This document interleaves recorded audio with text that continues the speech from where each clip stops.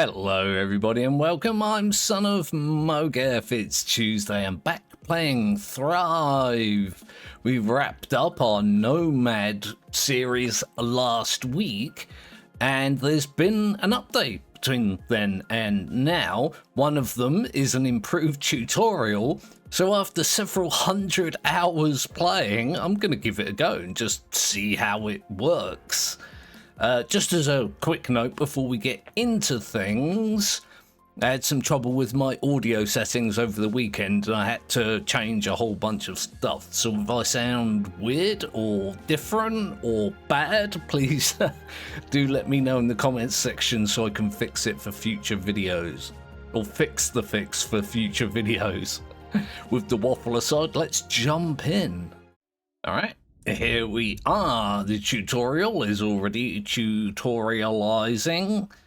Says, on a distant alien planet, eons of volcanic activity in the deep seas have created something remarkable. Life. You are the last universal common ancestor on this planet. The simple bubble can bubble, I like the way that's phrased, can replicate itself from molecules in the water. In time, it may develop into a complex species that dominates the stars. But first, you will need to survive in this hostile world by collecting compounds to grow, spread out, and evolve while competing against other microbes. Let's go. Ooh, look at this. I can move. All right, let's... not that that's any surprise, really, but... let's get that done. Oh, something popped up then. Can I pause it during the tutorial? I can. To survive, a microbe will need energy, fuel species. That means finding sugar. Follow the line from your cell to nearby white cloud of glucose and move on top of it to absorb it. Follow the line? Oh, it in fact has a line. Interesting. It's a little bit difficult to see. I didn't notice it right away. All right. Glucose and phosphate. I feel so fast. After my other organism being about as maneuverable as an ocean liner. Life needs more molecules than just sugar. See which other kinds of clouds your microbe can collect. The orange ammonia and the purple phosphate bars in the bottom right show your progress. They turn white when you're ready to reproduce. So, yeah, that. Let's grab some stuff then. There's a bunch of things. There's also radioactive nonsense down there. I kind of forgot that that was a thing that exists. Let's give that a wide berth. Wow, I gathered a lot more phosphate than I did anything else. Oh, look, there's a big cloud of everything. That's always good to find. Microbial jackpot. Boosh. Okay, can I eat that? No, I can't. Right. Okay, let's evolve then. Oh, that was really fast. This is the microbe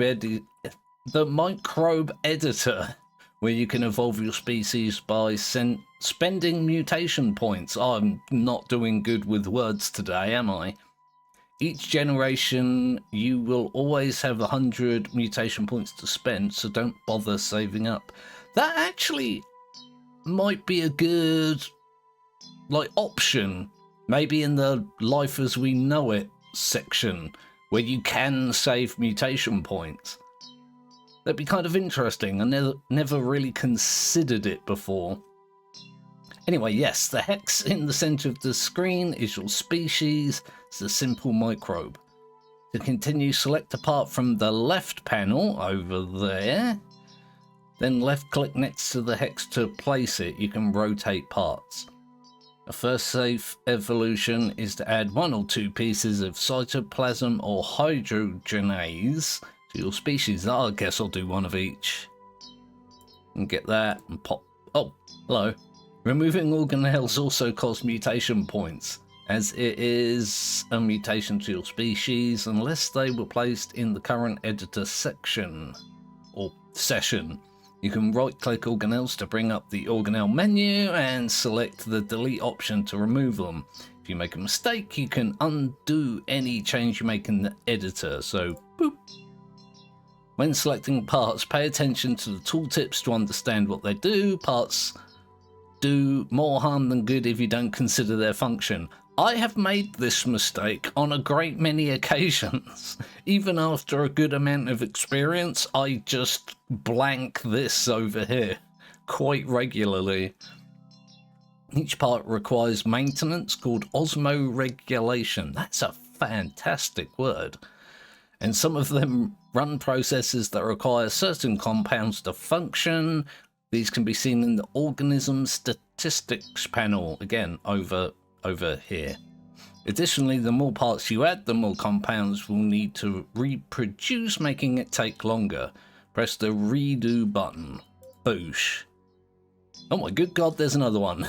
Adaptation is hard. I agree. There are many sources of ATP, but not all of them are usable.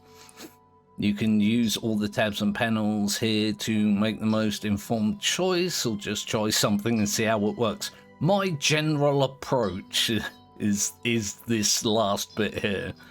Just remember, if you don't make enough ATP, you won't survive.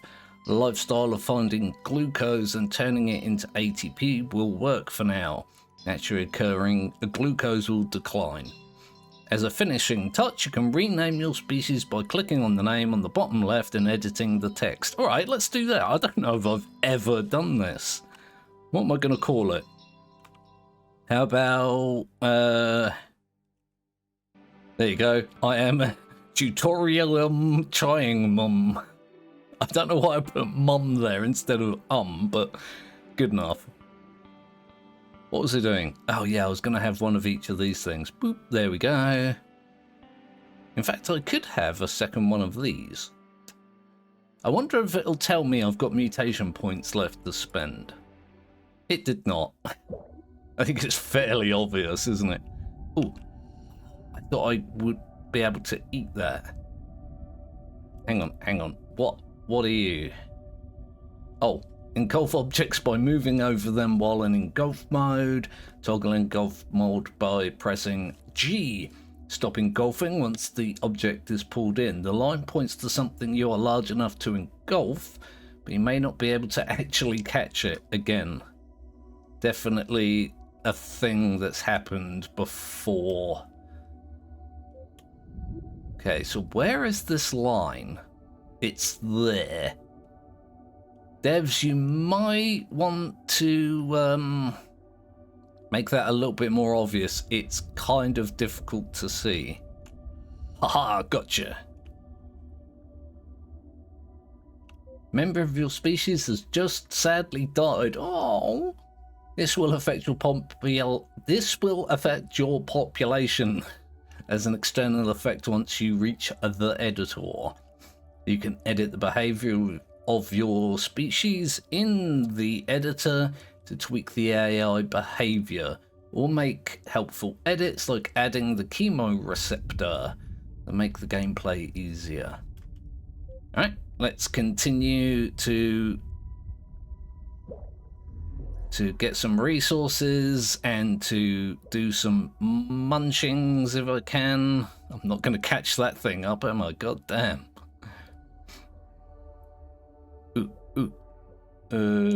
Yeah, look at that. Just managed to snag it. Oh. There's a oh, I was gonna say there was another organism there that I was gonna get, but I failed. Oh, look at that. I got two at once then. I like the way my default survival tactic is murder. It's pretty much just how the way it goes when I'm playing things. Oh, there goes the tutorial message. I think that's another me. Yes, it is.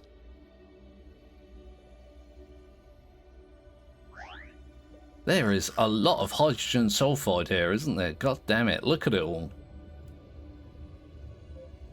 In the process of growing enough to reproduce. I don't know what it is with me today. I'm having trouble doing words. Each of your organelles will divide. These new organelles provide bonuses and osmoregulation costs, just like the organelles your microbe starts with. Each time organelles will start to duplicate. Collecting compounds speeds this up. Once all the organelles are divided, your cell can reproduce and edit and enter the editor. Welcome back to the microbe editor. You will return here each time you reproduce. The report screen gives you a list of changes in the region you currently occupy. Try exploring the various tools at your disposal to learn more about events in your world. After reviewing what's happened, you can then make changes to adapt. When you're ready to do so, press the next button at the bottom right to continue. Okay, I'll just boop that away. This is another thing that I neglect on a regular basis. It says glucose is reduced. There's a list of species here. Look at this. The amount of the amount is going down for some of these. Population changed because of death. Population changed, but in volcanic vent because of reproduced. Changed by 720 in volcanic event because of player reproduced. Cool. The ATP production bar on the right indicates how much ATP your cell produces compared to how much is consumed.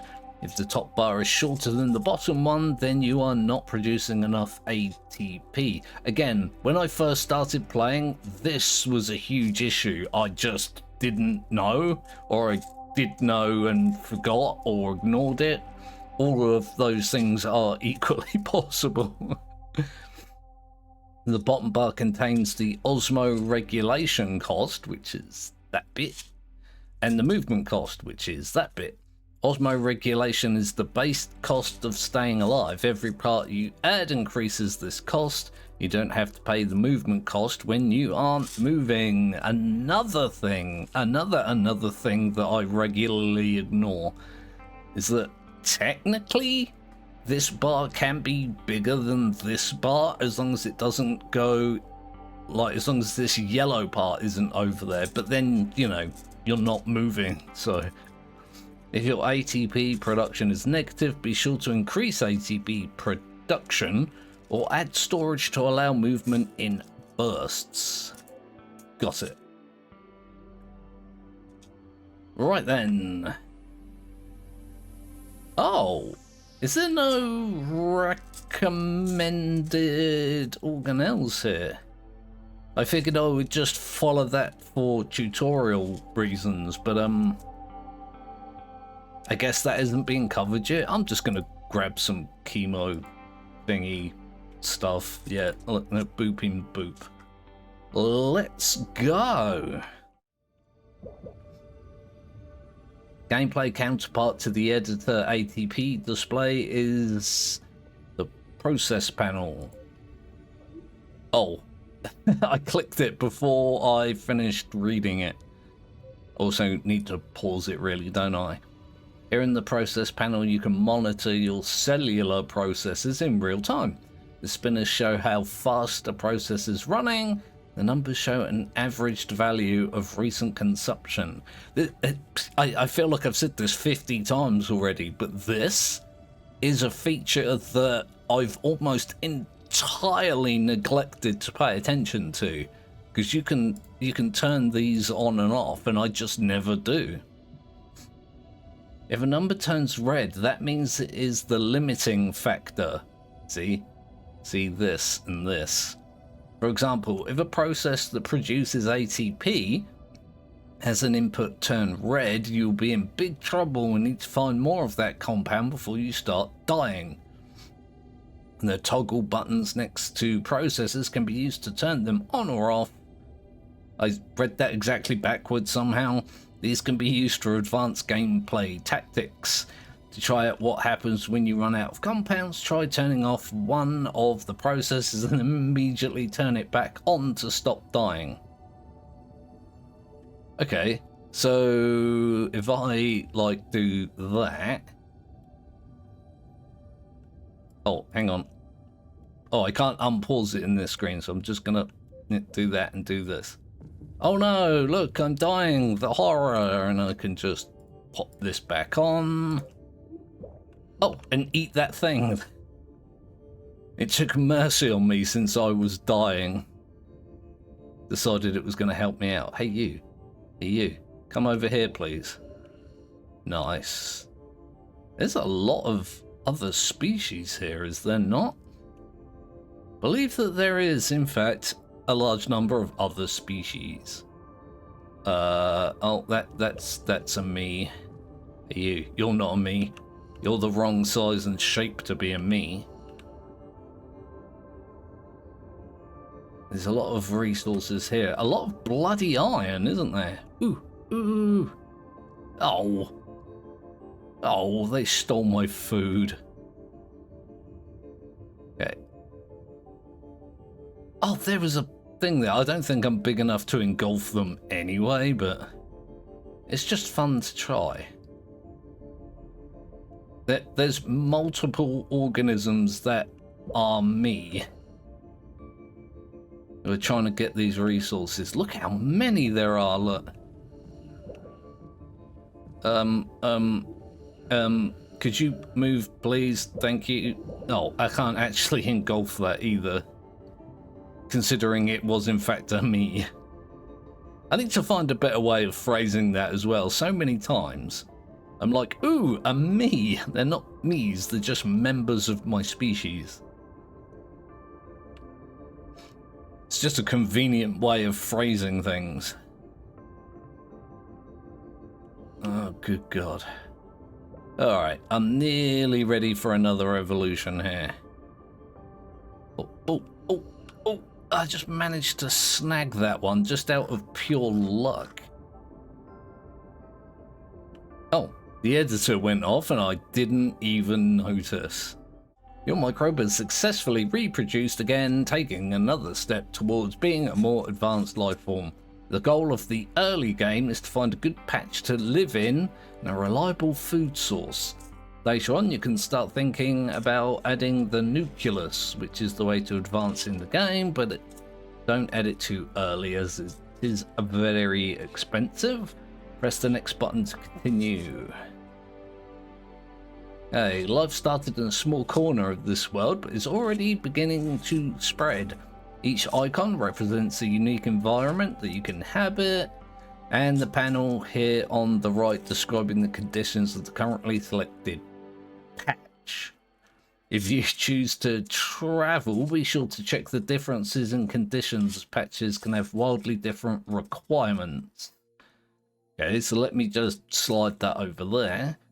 Less hydrogen sulfide, more glucose, less iron, no radiation, but more light, less temperature. I'm just going to move there for the sake of things. This reminds me of another feature that the devs have added. It's ice producing or snow production. The way I think that it works from a brief skim of the patch notes is that if you produce a lot of oxygen, it causes climate change. That's not a good way of describing that. That's just how it works in my brain. Oh, hello. This panel shows a prediction of your future total energy gathered population. These numbers are from the simulation of Auto Evo. They don't take into account your individual performance, the biggest problem I have winning at this game. So in your current patch, the final numbers will be different than they would be from Auto Evo alone. Your species population decreases every time your cell dies and increases every time you enter the editor. Ah, look at that, things I actually knew. You should try to keep these numbers up even in patches where you aren't directly involved. You can view more detailed information behind the prediction by pressing the question mark button, which is there. For some reason, I immediately went for that one down there, despite the fact the whole screen is grayed out apart from that one. These are the predictions. That's a lot to read. This panel shows the numbers the auto evo prediction works from, the total energy the species is able to capture, and the cost per individual determines the final population. Auto evo uses a simplified model of reality to calculate how well species are performing based on the energy they're able to gather. I think one of the things that really attracts me to Thrive is how well it sticks to what we understand happened in real life. There's a lot of gaps there in our scientific knowledge of how things developed, but this isn't like wildly in the realm of fantasy. It's, you know, as close to reality as you can make within a game, and given our knowledge of it, I really appreciate that stuff. Anyway, yes, additionally, the total energy that is available from that source is shown. A fraction of the species gains out of the total energy is based on how large the fitness is compared to total fitness. Fitness is a metric of how well the species can utilize food source. Right. Oh, I changed patches, didn't I? Let me sort that out. Oh, hello. For some reason, I'm not expecting the tutorial messages, despite the fact the whole point of me doing this is to play the new improved tutorial stuff. The tolerances editor allows changing the environmental conditions your species is adapted to. These include temperature and pressure. When moving to a patch you aren't adapted to, there will be various negative effects.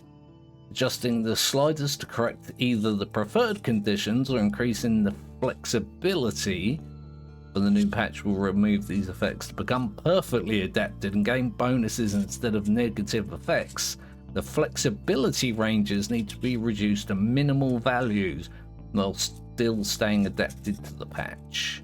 The trade-off with perfect adaptation is not being suitable for a wide range of patches. Planning before moving patches increases the tolerance ranges. Try changing one of the environmental tolerances to close this tutorial. So, oh, hang on, can I move this? Preferred temperature is too high by 94. UV protection is too low. This box kind of blocks those messages somewhat. You can move it. It's not a huge problem, but So temperature is too high, but oh my good God. So I need to drag this right down to here. UV protection is too low. Oh, hang on. Let me fix that. Boop. Boop. There we go. Okay, well, I'm going to leave things there for this episode of Thrive. Please do like and subscribe if you did not do that already. Leave your comments in the comment section. Let me know what you're thinking. You got some particular new feature you would like me to try in future episodes? The comments section is also the place for that. I shall be back tomorrow for some more Orebound, and if you come along for it, I will see you then.